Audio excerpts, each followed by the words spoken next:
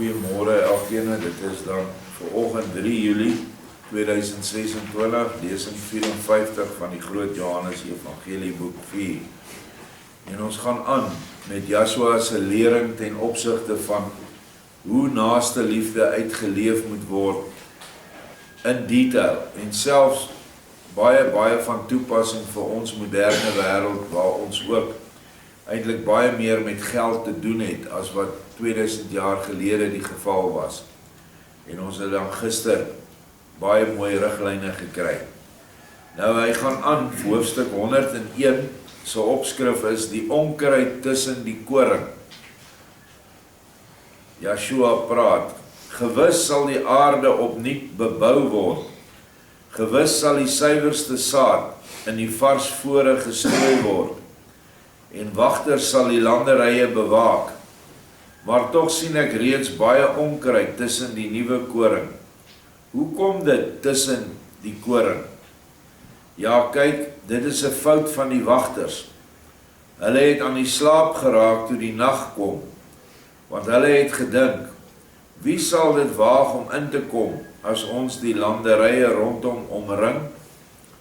Maar toe hulle slaap, sluip die vyand na die lande en strooi vinnig sy onkruid op die akker. En toe die wagters die môre merk dat tussen die koring ook baie onkruid opgekom het, gaan hulle natuurlik vinnig na die meester en sê, Meester, die suiwer koring wat u aan ons gegee het ons in die eweneens suiwer grond gesaai, en ons bewaak die pragtige landerye goed, maar wat baat dit alles?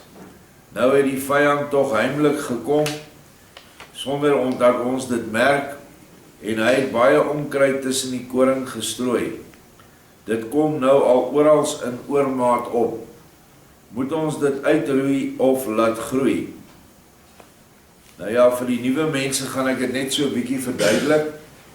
Al die ander mense wat lank by ons is, sal weet, dat die landerye is die harte van die volk, wat die suiwer saad van die woord moet ontvang, wat deur suiwer wagters oor die evangelie moet uitgestrooi word. In die begin was dit die 12 apostels wat uitgegaan het, en hulle opvolgers, hulle was die wagters of die beskermers van die suiwer evangelie van Joshua.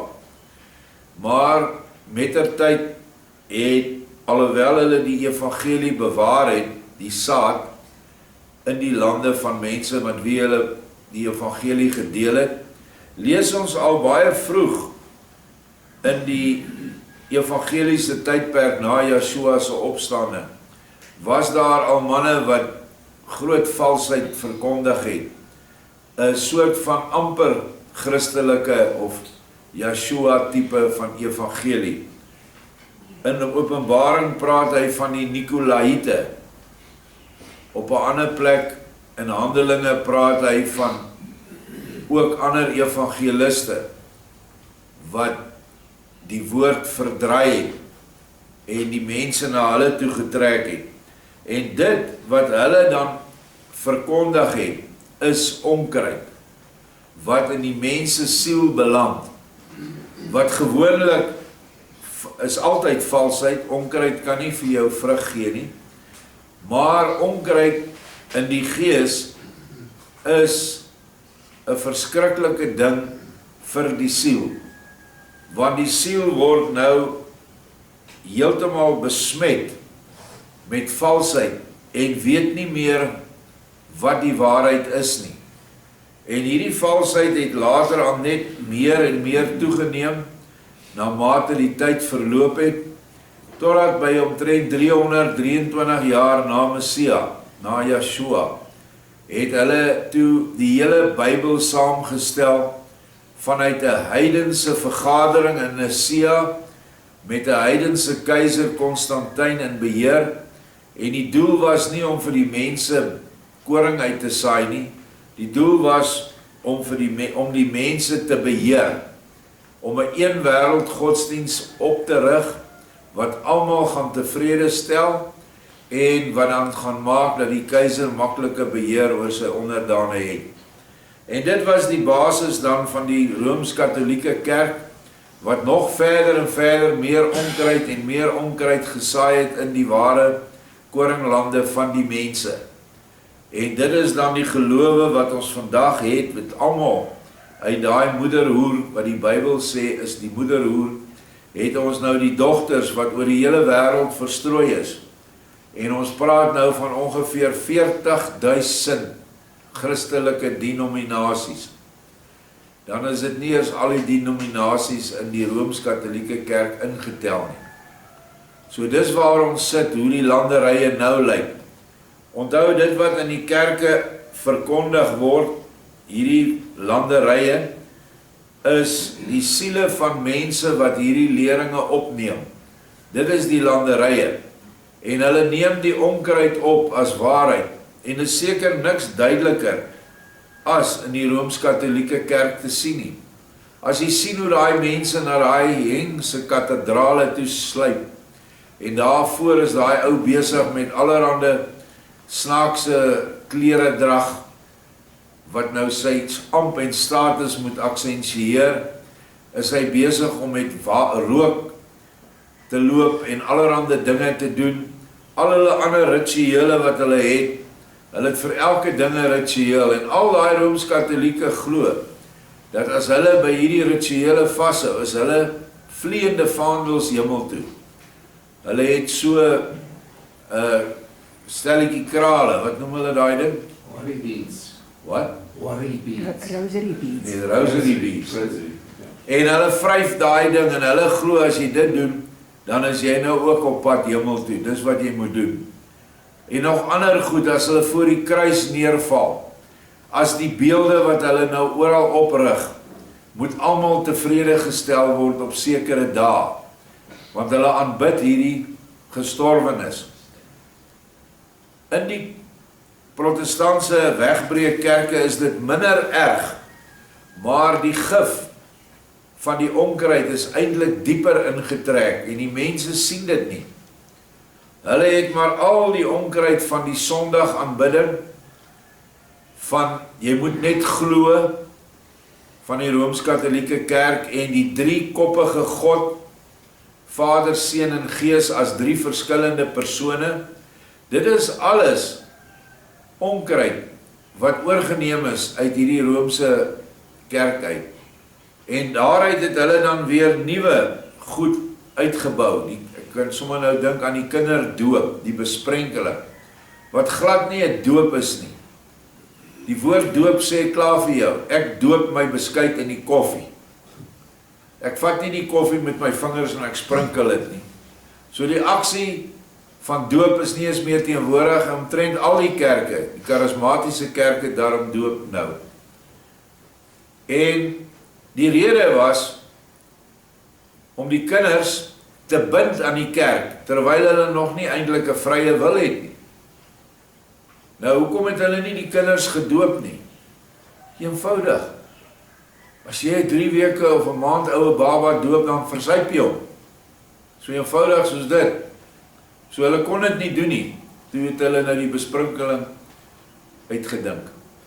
So hier sit ons dan vandag met landerye oor die hele aarde, al die mense se siele besmet met onkruid, wat heeltemal verskil van die leer van Yeshua.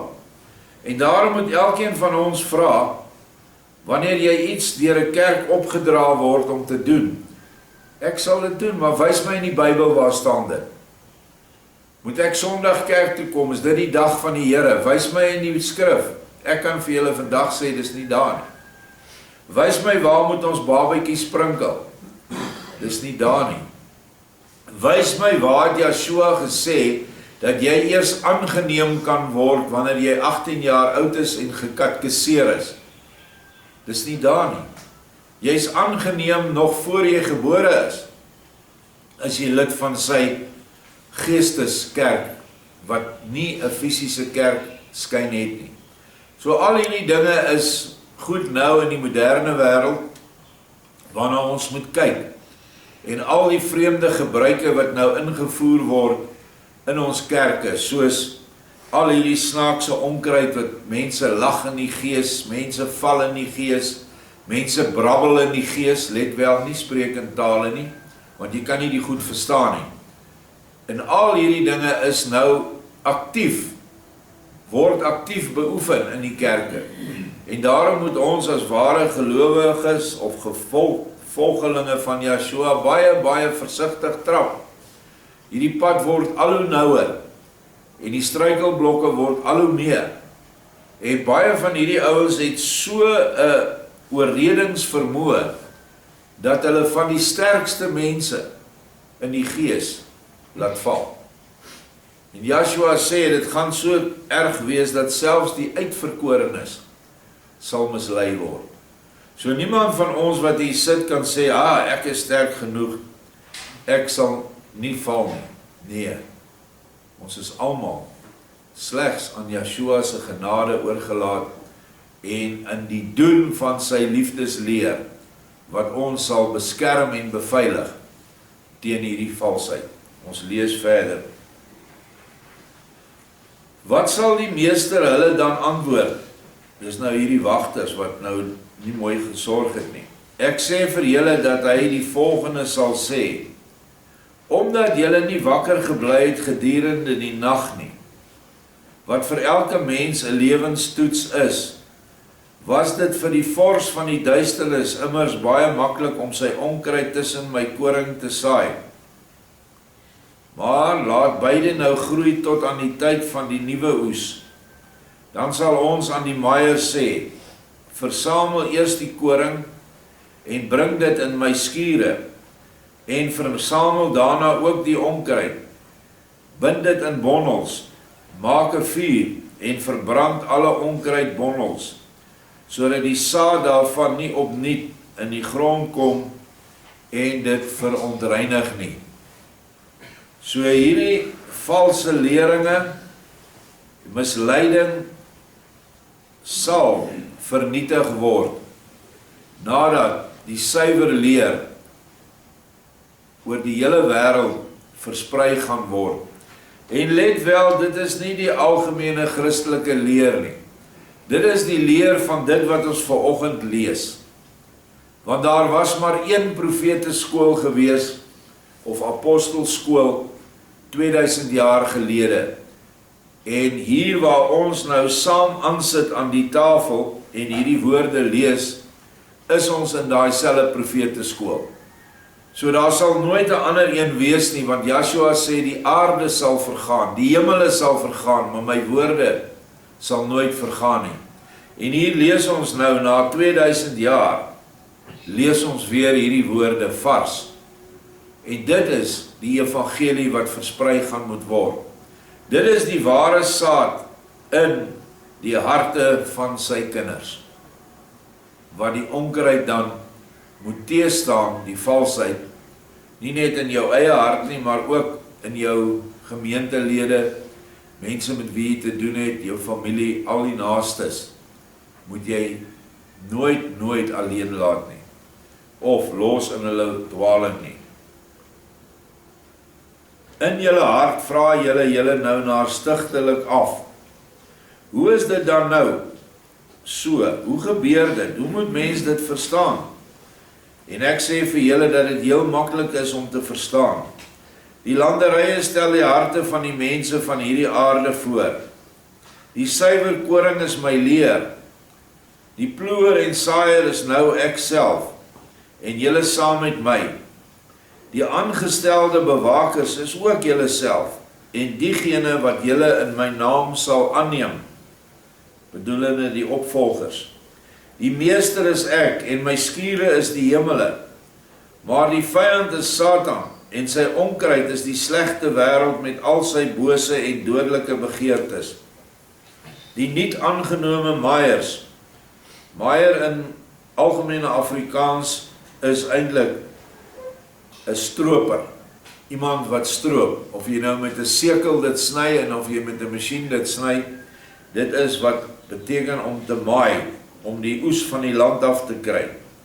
Hierdie niet aangenome maaiers is die bodes wat ek ter gelegene tyd opnuut uit die hemele sal opwek, en sal stuur om die koring te versamel, en al die bose onkruid te verbrand.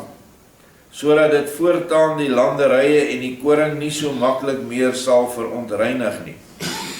Nou sal julle die korrekte betekenis van die beeld tog sekerlik verstaan. Nou, presies hierdie skrywer van hierdie woorde wat gebruik is deur Vader as 'n pen, Jacob Lorber, was een van daai wagters. En so het ons heelwat gekry in die geskiedenis van die wêreld, wat werklik die koring bewaar het en teen die onkruid gestaan het. En Lorber se werke is vertaal en versprei oor die hele wêreld. Afrikaans was een van die laaste tale wat hy geskryf is hier vir ons. En nou is dit basies die ware koring wat ons vanoggend lees, wat die vals, die onkruid, wat in jou hart was, as gevolg van jou lewe in die kerk, moet nou verbrand word, dit moet uitkom. Anders dan gaan jy nie 'n goeie oes hê nie. Ons het tog baie gesien prakties. Partykeer dan wen die onkruid ons, want ons wil nie graag gif gebruik nie. Kan ons nie by al die skoffel uitkom nie. Dan verkwyn daai plante, die vrugte word kleiner of dit verdwyn. En dit is dieselfde met jou geestelike lewe, as daar te veel wêreldse bekommernis, wêreldse sorge en wêreldse lekkernye in jou hart is. Ek kan dit verduidelik aan die hand van my lewe voordat ek Vader gevind het. Dis nie dat jy die wêreld dien, hier's wêreld, ek dien jou nou nie. Dit gebeur net so. Ek het 'n groot maatskappy gehad. Op 'n stadium het ons oor die 300 mense gehad. Ek het bo Noord-Transvaal paaie gebou. En as jy jou weer kom kry, is jou hele lewe, jou hele bestaan, jou hele denke, is net die wêreld. Dit is die bankbestuurder, dit is die weer, dit is jou masjiene wat breek, dis kontrakte wat tydsgebonde is, wat jy nie sien, jy gaan nie klaar kry nie. Dit is, het ek nog werk vir 3 of 4 maande, gaan ek nog 'n tender kry. En as jy weer agterkom, gaan slaap jy begin vroeg, 5 uur is jy al uit werk toe, 7, 8 uur kom jy by die huis, eet, gaan slaap, maar jy slaap nie. Jy kommer jou net oor al hierdie dinge. Daar is nie eens tyd om aan Vader te dink nie, want hierdie goed hou jou heeldag besig. Om nie eers te praat om vir Vader werke te doen van liefde nie. So kan jy sien hoe die wêreld, sonder dat jy dit eintlik wou gehad het, heeltemal jou hele wese in beslag neem. Wat doen Vader dan? Hy laat jou toe om hierdie wêreld sluk jou in en vernietig jou. En dis wat gebeur het in my lewe. Ek het alles verloor. En ek moes weer voorbegin. Maar toe het ek al agtergekom dat daar iets meer is, en dit is die skrif, die woord, Vader se leer. En daar het hy my weer geseën, iets baie kleins vir my gegee om te begin, sodat ons daarom kon lewe, en dit het hy al groter en groter laat kom, of laat maak, sodat ons dit kon verwerk. En nou is jy ook nog besig in die wêreld, maar jy is nie van die wêreld nie. Daar's 'n groot verskil. Ons is in die wêreld gesit, maar ons is nie van die wêreld nie. Ons is van Yeshua. En nou het 'n mens tyd, nie net om aan hom te dink nie, maar ook om sy werk te doen. En dit is waaroor die lewe gaan. My siel sou reguit in die duisternis beland het, nie omdat ek 'n hel lewe gehad het nie, net omdat ek te besig was met my eie dinge, en ek kon nooit by sy dinge uitkom nie. So, dink maar daaraan, mense wat nog in daai stryd is, maak klaar met daai stryd. Al moet jy likwideer, al moet jy sekwestreer, wat ook al die woord is, jy nou net nie kastreer nie. Maar al daai dinge is laste vir jou. En hoekom mense daaraan vashou, en ek weet, dit was by my ook so, jy was ontsettend bang, wat gaan gebeur hierna, wat gaan ek doen? ek wil tog nie weer, ek wil nie op die strate wees nie, wil ook nie weer vir 'n ander ou werk, as jy lank vir jouself gewerk het, dan wil jy nie weer vir 'n baas gaan werk nie, en tog, sorg hy vir jou, op die mees wonderlikste en partykeer bonatuurlikste manier, teen alle wêreldse norme in, help hy jou, en dis hoe hy my gehelp het. Ek moes hierdie stuk grond ook verloor het, met alles wat ek verloor het, maar wonder bo wonder, het hy mense harte opgewek, en ons het hierdie plek behou, en kon hom na 'n later tydperk kon ons hom betaal, en dit is toe, wat uit dit uit ontstaan is, die Philadelphia Ark. So, asseblief, moenie laat die wêreld jou insluk nie. Ja, sê julle, nou verstaan ons dit goed, maar u, o meester, sou met u almag en alwysheid voortaan nog maklik kon voorkom, dat die vyand kom en sy bose saad tussen die suiwer koring strooi, ook as ons soms in die nag van lewensbeproewing 'n bietjie vaak sou word. Hoekom het die Vader die Rooms-Katolieke Kerk toegelaat? Hoekom het hy toegelaat dat hulle so sterk word? Hier verduidelik hy, vers 9, en daarop antwoord ek, Yeshua, my almag kan en mag niks daaraan doen nie, waar dit in my kinders 'n vrye lewe moet ontplooi. Daar kan ek self niemand meer hulp verleen, as wat julle mekaar kan gee nie. Ek gee vir julle die landerye, die ploeg, die koring, en ek stel die maaiers aan. Maar werk moet julle dan self. En as julle goed werk, en dit julle miskien ontbreek aan die nodige krag, dan weet julle nou reeds, dat ek julle dit altyd sal gee, as julle my in julle hart daarom sal vra, en julle sal dan met hernieude krag goed kan werk, maar ek kan en mag ewig nie vir julle werk nie. Baie belangrike beginsel. Vader, Yeshua, mag nie inmeng en die werk vir ons doen nie. Hy kan sy pinkie lig, dan is daar nie meer 'n Rooms-Katolieke Kerk of enige ander vals kerk op hierdie aarde nie. Maar omdat ons 'n vrye wil het, en omdat ons kinders in sy koninkryk moet word, dis ons doel, dis die doel van die siel, kan hy nie hierdie dinge vir ons doen nie.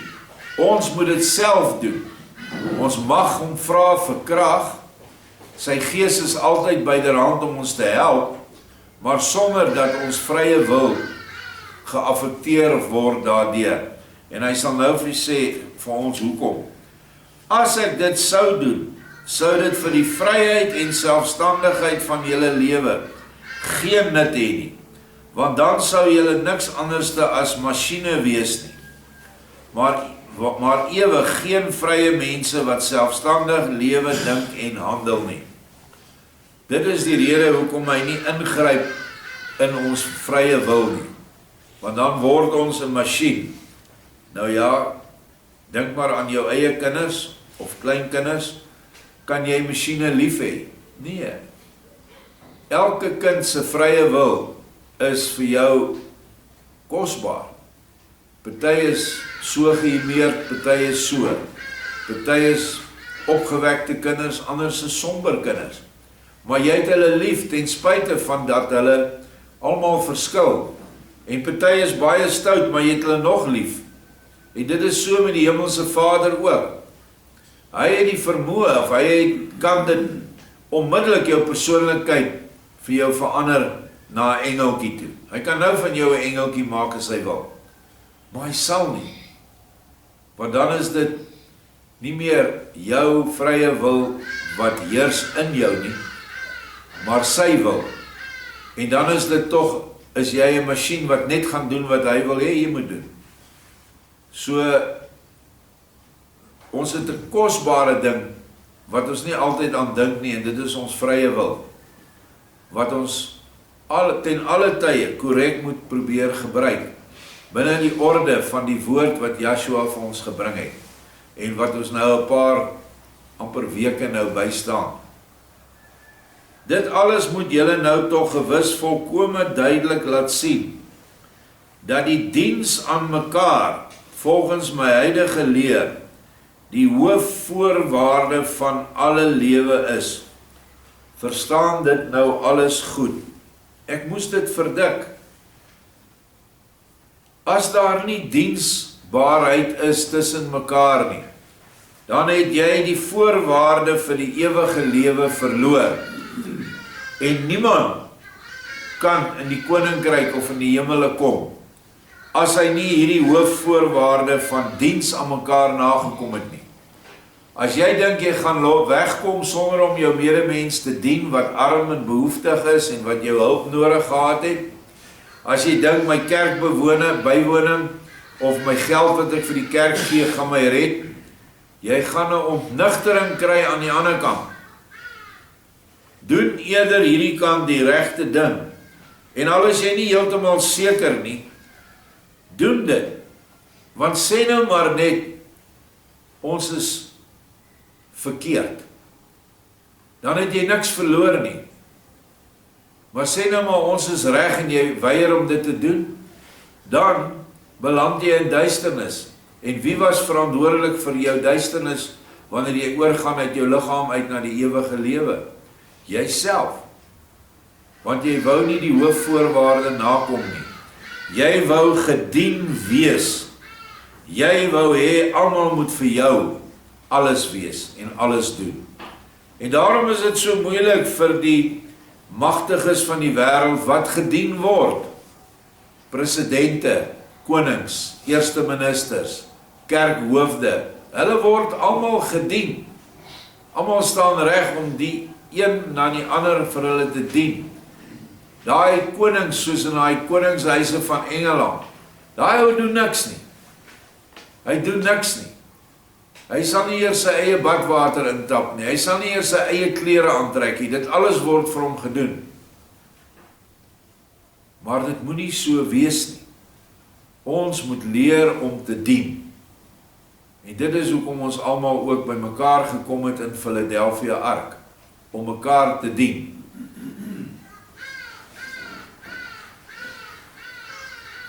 Verstaan dit nou alles goed? Nou sê Sirenius, Meester, U die enige waaragtige tot in ewigheid. Niemand is aan U gelyk nie. U woorde is duidelik, hulle is waarheid en lewe. Ek begin nou eers te lewe, en dit kom my voor asof ek nou eers goed uit 'n diep slaap gewek is. Soos wat U, o Meester, nou gepraat het, kan maar net 'n God en nie 'n mens nie praat, omdat geen mens kan weet wat in hom is en wat hom tot lewe wek nie, en hoe hy die lewe met vrug moet ontwikkel. Ons, o Meester, is nou regstreeks deur U vir ewig goed versorg en bewaar. Maar hulle wat na ons sal kom, sal ondanks alle diensywer miskien wel baie te doen kry met allerlei onkruid op die lande, te midde van die heerlikste koring. Wat my betref, sal die held dit egter glad nie so maklik hê om sy onkruid uit te strooi op die landerye wat U ons nou laat sien het nie. Maar nou sou ek tog nog ook uit die mond wou hoor hoe die hel en sy vors dan invloed het op die mense. Hoe kry hulle die onkruid op die hemelse landerye? Hoofstuk 102, gedagtes en hulle verwesenliking. Nou sê Joshua, ek sê, niks is makliker as dit nie. Ek het julle al laat sien hoe elke mens die weg van die wet moet volg, om tot vryheid en selfstandigheid van sy bestaan en lewe te kom. As daar egter 'n wet bestaan, wat die mens asof van buite af gegee word, dan moet daar tog ook 'n aandrang in die mens wees, om die wet liewer met gemak en plesier te oortree, as om hom heel streng daaraan te hou. So is deur my, voordat al die stoffelike geskape was, geeste in die lewe geroep. Hoe dit plaasvind, het ek al aan julle so beskryf, dat julle dit gewis moes verstaan. Want self, as julle iets tot stand bring, hou julle teenswoordig nog aan met geheel dieselfde volgorde. Eerstens kry jy allerlei gedagtes. Daaruit ontwikkel jy dan idees en vorms.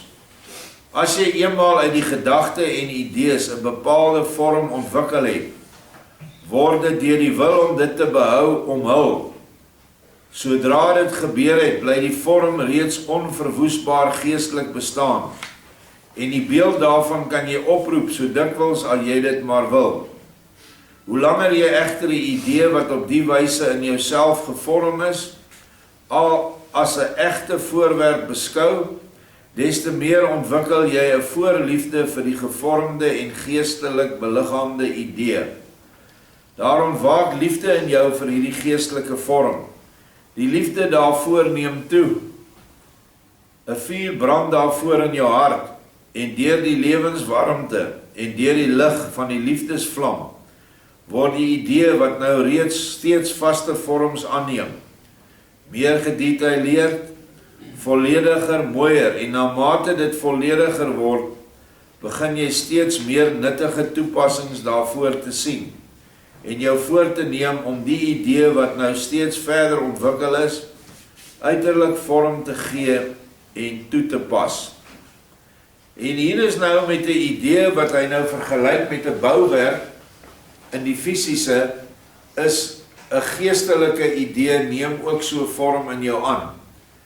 En daar kan beide goeie idees vorm of slegte idees, afhangende van waar jou gedagtes rondswerf.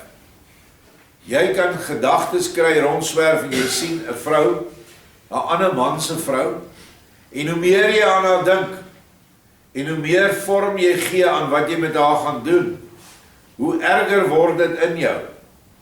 En dan word hierdie bose gedagte naderhand iets wat jy uitspreek teenoor haar. En later word dit dan 'n daad wat 'n gruwel is in Vader se oë. Dit is hoe sonde inkom in ons lewe. Kom in deur die gedagtes, die woorde en die werke. Maar hier beskryf Vader 'n tipe van 'n gebou wat moet opgerig word. Natuurlik is dit jou geestelike gebou waarin jy gaan lewe eendag. Baie soos wanneer 'n argitek iets moet ontwerp, hy het nou al die by die kliënt gekry, hoe soveel mense gaan in die gebou moet wees, soveel mense werk, soveel toilette, soveel badkamers, soveel dit, soveel dat, raadsale, wat ook al. En nou kry die ding vorm in sy kop. En uiteindelik gaan ons dan oor na die volgende paragraaf toe. En ons lees vers 3. Eerstens maak jy tekeninge op perkament, en wel totdat die tekening heeltemal lyk soos die beeld, wat reeds volledig in jou gees ontwikkel is. Jy sien al klaar die gebou in jou gees. As die teken heeltemal voldoen aan die beeld in jou gees, pleeg jy oorleg met deskundiges hoe dit gerealiseer kan word. En die deskundiges dink na, verstaan vinnig die saamgestelde idee en sê, dit is die voorwaardes, soveel jaar het ons nodig en soveel sal dit kos. Julle stel dan 'n kontrak op, daar word met die werk begin, en 'n paar jaar later kan jou idee bekyk, bewonder en gebruik word, deur jouself en duisende ander mense. Nou staan jou idee in die materie. Kyk, so skep julle huise, werktuie, stede, kastele, skepe en nog duisende ander dinge. En op dieselfde wyse skep ook ek die hemele, die wêrelde en alles wat dit bevat en dra. Natuurlik word vir die skep van 'n wêreld meer tyd vereis as wat julle nodig het vir die bou van 'n hut, 'n huis of iets anders. Want julle het die kant en klaar materie al byderhand. Maar ek, Joshua, moet die materie eers skep en dit uit die onveranderlike vastheid van my wil haal. Ek sou die een of ander materie ook wel onblikklik kon maak, of selfs 'n hele leer van wêrelde in 'n oogwenk kon skep. Maar so 'n wêreld sou nou juis Daarom heel moeilik enige duursaamheid besit, omdat dit vooraf te min deur my gevoed is, om algeheel ryp te word. As 'n groot idee vir die skep van 'n wêreld by my egter, voldoende ryp gemaak en gevoed is deur my liefde en wysheid, sal dit ook steeds meer aan intensiteit toeneem en daardeur steeds duursamer word. En dit is hoekom dit miljoene en miljarde jare gevat het om die aarde te kry, totdat hy gereed was vir die ontvangs van Adam en Eva, ongeveer 6000 jaar gelede. Daar het baie dinge hierdie skepping van die mens vooraf gegaan, om die aarde ryp te maak. En jy kan dit vergelyk met 'n perskeboom. Hulle is nou almal dood. Oor 'n maand of 2 begin die takkies uitsprei, dan kom daar blomme, dan kom daar klein groen vruggies. Jy kan dit nog nie eet nie. Dit is oneetbaar, is frank. Dit gaan jou siek maak. En so na mate die tyd loop, groei die vrug, tot uiteindelik as hy aan die boom sit en hy's helder, hy word 'n helder kleur of geel of rooi. En jy pluk hom en jy geniet hom. Kan jy ook vra, maar hoekom kan 'n perskeboom nie altyd vrugte hê nie? Dit is die orde van hierdie materiële wêreld. 'n Ding moet ontwikkel. Hy moet groei, sodat jy die vreugde kan hê van 'n ding wat jy mee 'n tydjie was en versorg het, 'n tydjie aandag aan hom gegee het. En dit is ook 'n idee wat begin en uiteindelik staan die boom se vrugte daar voor jou. Jy is in die winter al, weet jy, ek moet nou die bome snoei, ek moet nou al bemesting gee, ek moet regkom vir die somer.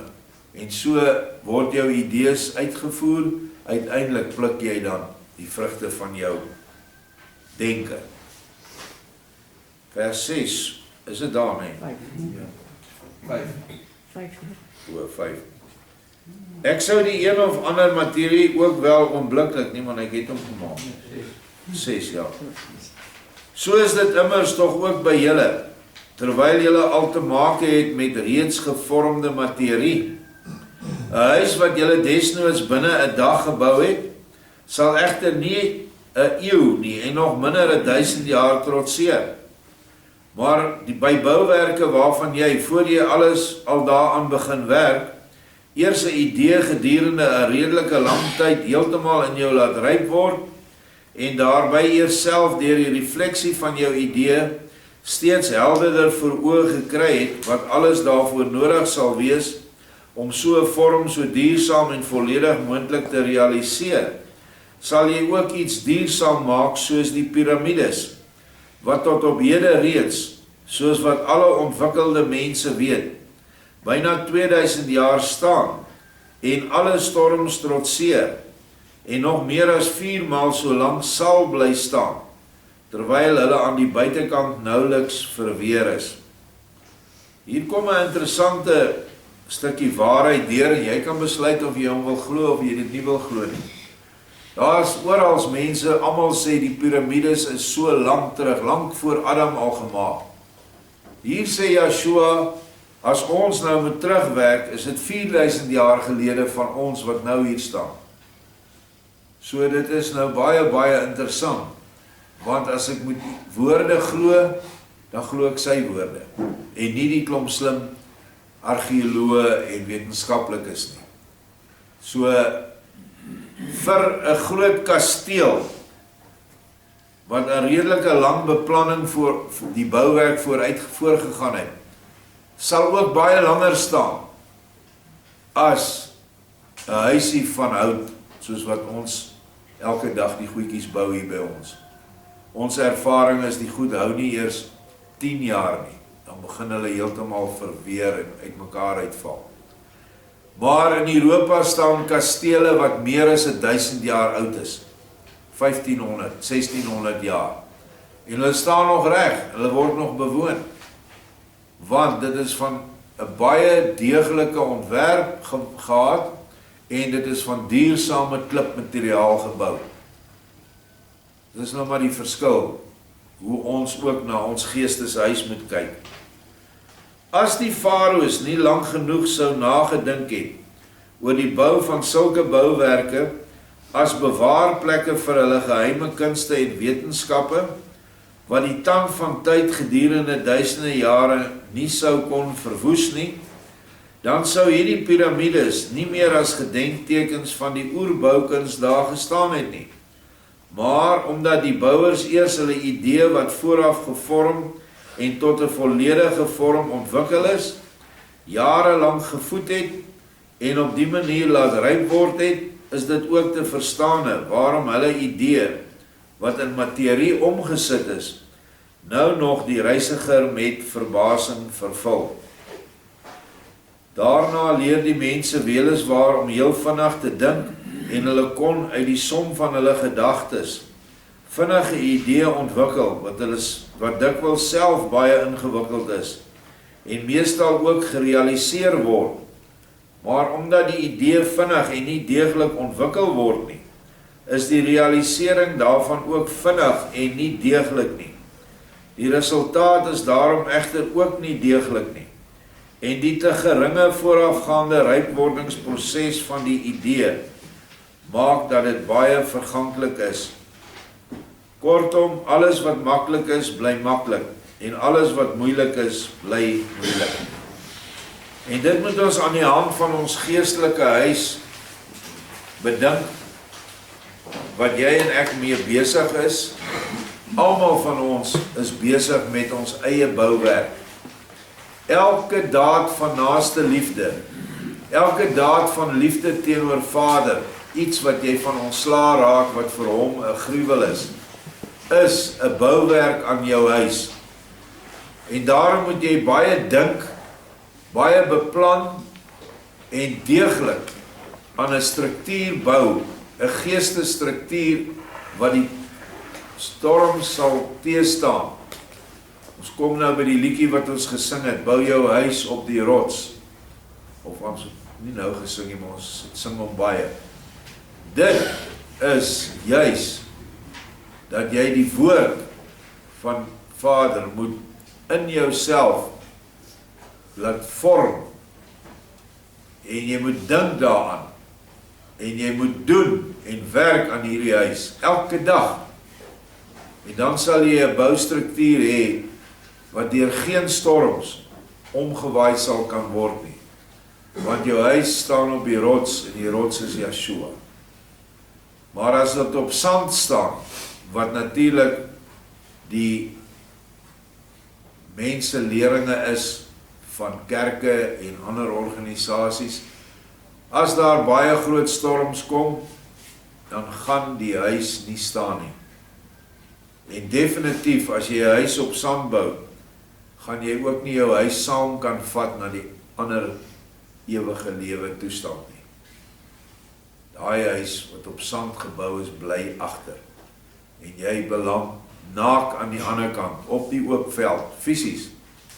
Jou siel, het ons nou gesien in die vorige lesings, is naak en is duister, die siel is honger, dors, en al die goed wat daarmee saamgegaan het, wat ons nou al oor gelees het.